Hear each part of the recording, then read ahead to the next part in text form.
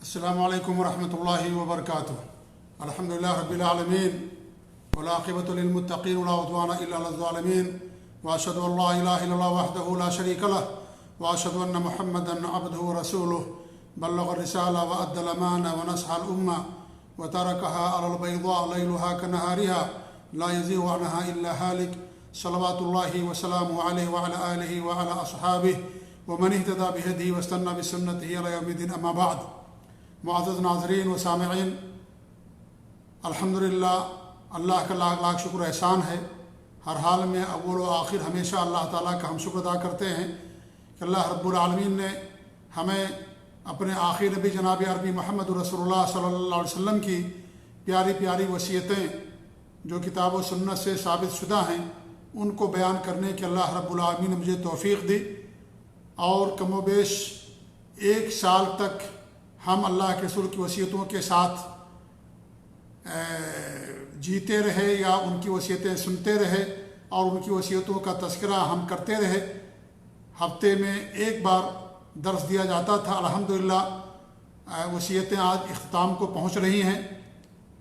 اور یہ وصیتیں جو آپ صلی اللہ علیہ وسلم کی تھیں پوری زندگی سے متعلق، پورے دین سے متعلق تھیں۔ اس میں آپ نے دین پر استقامت کی وصیت فرمائی، اور دین میں مضبوطی کے ساتھ داخل ہو جانے کی وصیت، اور اس طریقے سے شرک سے دور رہنے کی وصیت، حسن اخلاق کی وصیت، ماں باپ کے ساتھ اچھا سلوک کرنے کی وصیت، پڑوسیوں کے ساتھ اچھا سلوک کرنے کی وصیت، عبادات، معاملات، اور اس طریقے سے آخرت یعنی دین کے تمام شعبوں اور تمام اصول کے متعلق آپ صلی اللہ علیہ وسلم کی وصیتیں تھیں، جنہیں میں نے آپ کے سامنے بیان کرنے کی سعادت حاصل کی۔ اللہ تعالیٰ کا ہم شکر ادا کرتے ہیں، اور اللہ تعالیٰ سے ہماری دعا ہے کہ اللہ رب العالمین ہمیں ان تمام وصیتوں پر عمل کرنے کی توفیق دے، آمین رب العالمین۔ یہ وصیتیں تقویٰ کی، دین پر استقامت کی، اور جو مسلمانوں کے حکمراں ہیں ان کی اطاعت کرنے کی، سنتوں کو مضبوطی کے ساتھ پکڑنے کی، اور بدعات اور خرافات اور شرک سے بچنے کی،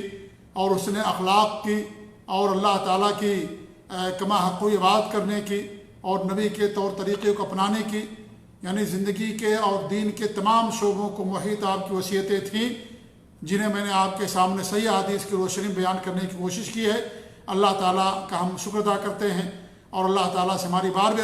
بار یہی دعا ہے کہ اللہ رب العالمین مجھے وصیتوں پر عمل کرنے کی توفیق دے، آپ سب کو توفیق دے، پورے مسلمانوں کو توفیق دے، آمین رب العالمین۔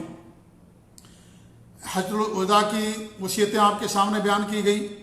اسی طریقے سے تقریباً 8 یا 9 دروس سے آپ صلی اللہ علیہ وسلم کی جو آخری وصیتیں تھیں مرض الموت کی، ان وصیتوں کو میں نے آپ کے سامنے بیان کیا، جن میں آپ نے 9 وصیتیں فرمائی تھیں۔ پہلی وصیت یہ تھی قبروں پر مساجد بنانے کی ممانعت۔ آپ نے لوگوں کو اس سے ڈرایا اور کہا قبروں پر مساجد نہ بناؤ، ایسے لوگوں پر اللہ رب العالمین کی لعنت ہوتی ہے۔ دوسری وصیت آپ کی یہ تھی صحابہ کرام کے ساتھ حسن سلوک کرنے کی وصیت، انصار کے ساتھ، مہاجرین کے ساتھ اچھے طور پر پیش آنے کی وصیت، ان کا حق ادا کرنے کی وصیت، اور ان کے ساتھ نرمی کرنے اور ان کے حقوق ادا کرنے کی وصیت۔ تیسری وصیت جزیرۃ العرب سے یہود کی نکالنے کی وصیت آپ کی تھی، اور چوتھی وصیت تھی وفود کی تکریم کی، یعنی جو وفود آئیں دین اسلام قبول کرنے کے لیے یا اس طریقے سے کسی کے پاس بھی آئیں، ان وفود کی عزت کرنا، ان کی ضیافت کرنا، ان کی تکریم کرنا، یہ آپ نے وصیت فرمائی۔ اور 5ویں جو آپ کی وصیت تھی وہ تھی کتاب و سنت کو مضبوطی سے تھامنے کی وصیت، کتاب اللہ اور سنت رسول، کیونکہ انہی دونوں کو اپنانے میں انسان کے لیے نجات ہے۔ یہی 2 چیزیں اللہ کے رسول صلی اللہ علیہ وسلم چھوڑ کر کے گئے ہیں، کتاب اللہ اور اپنی سنت، جو ان دونوں کو مضبوطی سے تھام لے گا کبھی گمراہ نہیں ہوگا۔ 6ٹھی وصیت تھی جیش اسامہ کی روانگی کی وصیت، کہ اسامہ کے لشکر کو روانہ کیا جائے، اسے نہ روکا جائے۔ 7ویں وصیت آپ کی تھی حسن ظن کی، اور یہ وصیت آپ نے اپنی وفات سے 3 دن پہلے کی تھی کہ اللہ رب العالمین کے ساتھ حسن ظن رکھنا، اچھی امید رکھنا۔ اللہ تعالیٰ کے ساتھ اچھی امید رکھو گے تو اللہ رب العالمین تمہارے ساتھ بھلا کرے گا اور خیر کا معاملہ فرمائے گا۔ 8वीं वसीयत आपकी थी नमाज की, नमाज को मजबूती के साथ कारबंद होने की नमाज पर और नमाज के अदा करने की वसीयत आपकी थी। ये 8वीं आपकी वसीयत थी। और 9वीं जो वसीयत थी गुलामों और जो लोडियाँ हैं या जो मातहत हैं उनके साथ हुस्न सलूक की वसीयत और उनके हुकूक अदा करने की वसीयत। इन तमाम वसीयतों का तज़किरा इससे पहले तफसील के साथ आपके सामने हो चुका है। अल्लाह ताला हमें इन पर अमल करने की तौफीक दे, आमीन। आज कबल इसके कि हम ये चैप्टर बंद करें, ये सिलसिला बंद करें और किसी नए सिलसिले का आगाज़ करें, आखिर में चूँकि आप सल्लल्लाहु अलैहि वसल्लम की मर्ज़ुल मौत की वसीयतें भी आपके सामने बयान की गई और आपकी वफ़ात के बाद जिन्हें खिलाफत मिलती है वो अबू बकर सिद्दीक़ रज़ी अल्लाह ताला अन्हु हैं, तो इस हवाले से भी गुफ्तगू करके कि क्या आपने अबू बकर सिद्दीक़ रज़ी अल्लाह ताला अन्हु के बारे में फरमाया था कि मेरे बाद वही खलीफा होंगे, आपकी कोई नस है या सराहत के साथ आपने फरमाया था। इस मौजू पर हम मुख्तसर गुफ्तगू करके अपनी गुफ्तगू को बंद कर देंगे और नए सिलसिले के इंशाअल्लाह आने वाले इतवार से हम आगाज़ करेंगे। इसमें सही बात यह है कि हमारे नबी ने अबू बकर रज़ी अल्लाह तआला अन्हु की खिलाफत की वसीयत नहीं फरमाई थी। अलबत्ता आपकी ज़िंदगी में और आपके अमल से ऐसे बहुत सारे इशारे मिलते हैं जिससे साबित होता है कि आपके बाद अबू बकर सिद्दीक़ रज़ी अल्लाह तआला अन्हु ही खिलाफत के हकदार थे। जैसे आपके मर्ज़ुल मौत में उनका लोगों का नमाज़ पढ़ाना, तकरीबन उन्होंने 17 नमाजें अबू बकर सिद्दीक़ रज़ी अल्लाह तआला अन्हु ने नबी सल्लल्लाहु अलैहि वसल्लम के मर्ज़ुल मौत में पढ़ाई और लोगों उनके पीछे नमाज़ पढ़ी। और ये इमामत नमाज की ये जो है बड़ी इमामत पर दलालत करने वाली है, खिलाफत पर, और जो खलीफा होता था वही नमाज पढ़ाता था। इससे मालूम होता है कि आपकी ज़िंदगी में इस बात की तरफ इशारा मिल गया था कि आपके बाद खलीफा कौन होंगे, अबू बकर सिद्दीक़ रज़ी अल्लाह तआला अन्हु होंगे, लेकिन आपने वसीयत नहीं फरमाई। आपको यकीन था कि सहाबा किराम आप ही को मुंतखब करेंगे, क्योंकि जो आपकी नेकियां हैं अबू बकर सिद्दीक़ रज़ी अल्लाह तआला अन्हु की वो किसी से मख्फी नहीं थी। यार गार थे आपके, सबसे पहले इस्लाम लाने वाले, अपनी पूरी दौलत को इस्लाम की नशर व शात के लिए लगा देने वाले अबू बकर सिद्दीक़ रज़ी अल्लाह तआला अन्हु, लिहाजा वही हकदार थे, वही सबसे अफजल थे तमाम सहाबा में। इसलिए आपको यकीन था कि सहाबा किराम हमारे बाद अबू बकर सिद्दीक़ ही को खलीफा मुंतखब करेंगे। आपने चाहे इरादा फरमाया कि लिख दिया जाए उनके लिए वसीयत, लेकिन अल्लाह ने चाहा वही हुआ और वसीयत उनके लिए नहीं लिखी गई, इसलिए कि हमारे नबी को इत्मीनान था कि सहाबा किराम अबू बकर सिद्दीक़ रज़ी अल्लाह तआला अन्हु के अलावा किसी और को खलीफा मुंतखब नहीं करेंगे। अगर नस होता तो इख्तलाफ नहीं होता। ये भी इस बात की दलील है कि हमारे नबी ने वसीयत नहीं फरमाई थी। आप फरमाना चाह रहे थे, कहा किताब लेकर के आओ, हम लिख देते हैं, कलम लेकर के आओ, दफ्तर लेकर के आओ, लेकिन कुछ बातें ऐसी हो गई कि इस तरीके से आपको भुला दिया गया और इस तरीके से अल्लाह जो चाहा वही बेहतर हुआ और फिर नहीं लिखा, क्योंकि इस आप हज़रत अबू बकर सिद्दीक़ रज़ी अल्लाह अन्हु की खिलाफत पर तमाम सहाबा का इजमा है, तमाम सहाबा का इजमा। कोई भी आप पर बैअत करने से कोई पीछे नहीं हटा, सब ने आपको अपना खलीफा मुंतखब किया। इसलिए इजमाई तौर पर अबू बकर सिद्दीक़ रज़ी अल्लाह तआला अन्हु की खिलाफत साबित हुई है। लिहाजा अगर नस होता, आपकी कोई हदीस होती, तो सहाबा किराम इख्तिलाफ ही नहीं करते। जैसे अंसार रज़ी अल्लाह तआला अन्हु की तरफ से थोड़ी सी इस तरह की बात पैदा हुई, जब अबू बकर सिद्दीक़ रज़ी अल्लाह तआला यानी अगर कोई हदीस होती तो उनको बता दिया जाता तो इख्तिलाफ ही नहीं होता, लेकिन इख्तिलाफ हुआ थोड़ा सा और सारा इख्तिलाफ ख़त्म हो गया। तमाम लोगों ने अबू बकर सिद्दीक़ रज़ी अल्लाह तआला अन्हु को अपना खलीफा मुंतखब कर लिया। तो इस तरीके से कोई नस नहीं था। अलबत्ता आपकी खिलाफत पर उम्मत का इजमा है कि अबू बकर सिद्दीक़ रज़ी अल्लाह तआला अन्हु आपकी यानी आपके बाद वही खिलाफत के मुस्तहिक़ थे। इब्न अबी मलीका कहते हैं कि मैंने आयशा रज़ी अल्लाह तआला अन्हा से सुना और मैंने उनसे सवाल किया या उनसे सवाल किया गया कि अगर अल्लाह के रसूल सल्लल्लाहु अलैहि वसल्लम किसी को खलीफा बना दो तो किसको बनाते? तो उन्होंने कहा कि अबू बकर को। कहा उसके बाद किसको? कहा उनके बाद उमर को। कहा उसके बाद किनको? कहा उनके बाद अबू उबैदा बिन जर्राह रज़ी अल्लाह तआला अन्हु को। तो इससे मालूम हुआ कि आपने किसी को खलीफा मुंतखब नहीं किया था और न ही वसीयत की थी कि मेरे बाद फलां खलीफा होंगे। जी हाँ, किसी को भी नहीं, न अबू बकर सिद्दीक़ को, न किसी और को, न अली रज़ी अल्लाह तआला अन्हु को। جیسا کہ روافظ کہتے ہیں، جھوٹی قوم ہے روافظ، دشمنان صحابہ ہے وہ، اور حقیقت یہ ہے کہ وہ آل رسول کے بھی دشمن ہیں، کتاب و سنت کے وہ دشمن ہیں۔ اور جب آپ نے کسی کے لیے وصیت نہیں فرمائی تو کسی کے لیے بھی آپ نے، علی رضی اللہ عنہ کے لیے بھی آپ نے وصیت نہیں فرمائی تھی۔ اس کے تعلق سے امام نووی رحمۃ اللہ علیہ فرماتے ہیں کہ اس بات کے اندر دلیل ہے اہل سنت کے لیے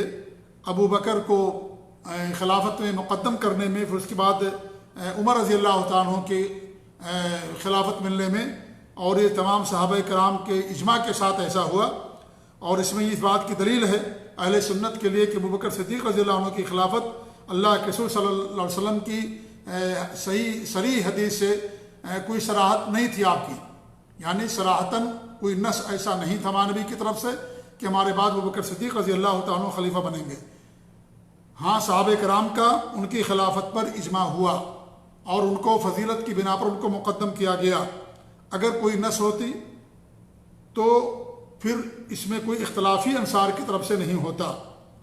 اور جسے حدیث یاد ہوتی وہ حدیث لوگوں کے سامنے بیان کرتا۔ جیسے ابو بکر صدیق رضی اللہ عنہ حدیث بیان کی، جب اختلاف ہوا کہ نبی کو کہاں دفن کیا جائے تو ابو بکر صدیق نے فرمایا کہ میں نے اللہ کے رسول صلی اللہ علیہ وسلم سے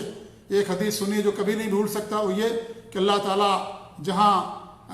جس نبی کو دفن کرنا اللہ تعالیٰ پسند کرتا وہیں نبی کی روح بھی قبض کر لیتا، تو نبی کی جہاں وفات ہوتی ہے ان کو وہیں دفن کیا جاتا ہے۔ تو جب یہ حدیث سنائی گئی تو اللہ کے رسول صلی اللہ علیہ وسلم کو انہی کے گھر میں، حضرت عائشہ رضی اللہ تعالیٰ عنہ کے گھر میں ان کو دفن کیا گیا۔ تو اگر کوئی ایسی حدیث ہوتی تو جب اختلاف ہوا کہ خلیفہ کون بنے تو ایسی صورت میں وہ حدیث سنا دی جاتی، بتا دیا جاتا کہ حدیث ہے، لیکن کسی نے کوئی ایسی حدیث نہیں سنائی جس سے معلوم ہوتا ہے کہ اللہ کے رسول صلی اللہ علیہ وسلم سے کوئی ایسی حدیث نہیں تھی۔ پھر وہ کہتے ہیں کہ اس سے معلوم ہوا کہ کوئی نص نہیں تھا۔ پھر تمام لوگ، تمام صحابہ ابو بکر رضی اللہ تعالیٰ عنہ کی خلافت پر متفق ہو گئے اور معاملہ جو ہے متفق ہو گیا اور استقرار ہو گیا۔ اور جو شیعہ دعویٰ کرتے ہیں کہ علی کے لیے ہمارے نبی نے وصیت کی تھی تو یہ باطل ہے، اور تمام مسلمانوں کا اتفاق ہے کہ یہ باطل چیز، اس کی کوئی اصل نہیں ہے۔ اور علی رضی اللہ عنہ کے زمانے ہی سے اس کے باطل ہونے پر اتفاق ہے، کیونکہ اور علی رضی اللہ عنہ پہلے وہ شخص ہے جنہوں نے ان کی تکذیب کی ہے، کیونکہ اگر وصیت ہوتی تو علی رضی اللہ عنہ لوگوں کے سامنے بیان کرتے، ان سے پوچھا بھی گیا تو انہوں نے کہا کوئی ایسی وصیت نہیں کی۔ تو اگر وصیت ہوتی تو علی رضی اللہ عنہ بیان کرتے کہ بھئی مجھے اللہ کے رسول صلی اللہ علیہ وسلم نے وصیت کی ہے کہ میں خلیفہ ہوں گا، لیکن انہوں نے کوئی ایسی بات نہیں بیان کی، لہذا اور یہ کبھی منقول بھی ان سے نہیں ہے کہ انہوں نے کبھی بھی ایسی کوئی بات کہی ہو، اور نہ ہی کسی نے یہ بات ذکر کی ہے۔ اس سے معلوم ہوتا ہے کہ جو روافظ دعویٰ کرتے ہیں کہ ہمارے نبی نے علی کے رضی اللہ عنہ کے لیے وصیت کی تھی، ان کا قول باطل ہے اور بے اصل ہے، اس کی کوئی دلیل نہیں ہے۔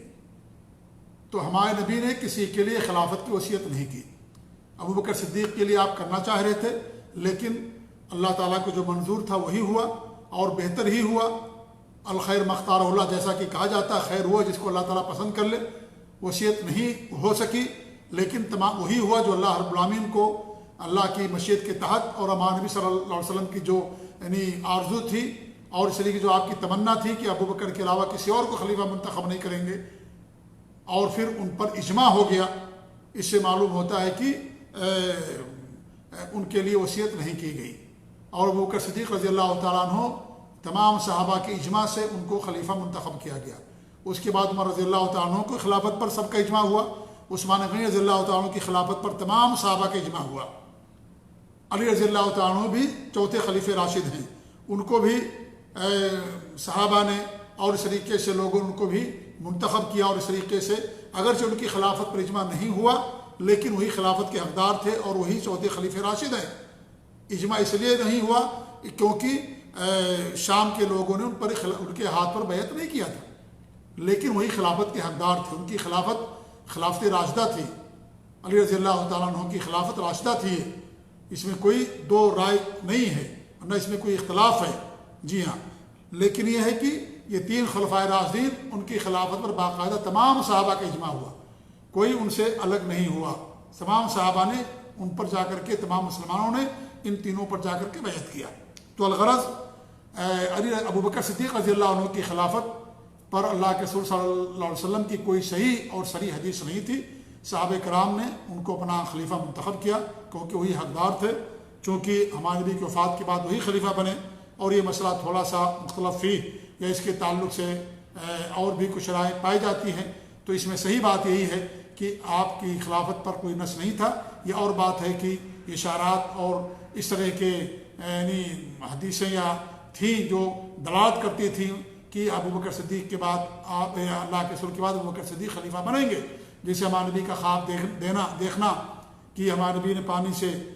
پانی نکالا کنویں سے، اس کے بعد ابو بکر صدیق کے ہاتھ میں ڈول گیا، انہوں نے 2 ڈول نکالنے میں کچھ کمزوری تھی، اس کے بعد عمر رضی اللہ عنہ کے ہاتھ میں ڈول آیا،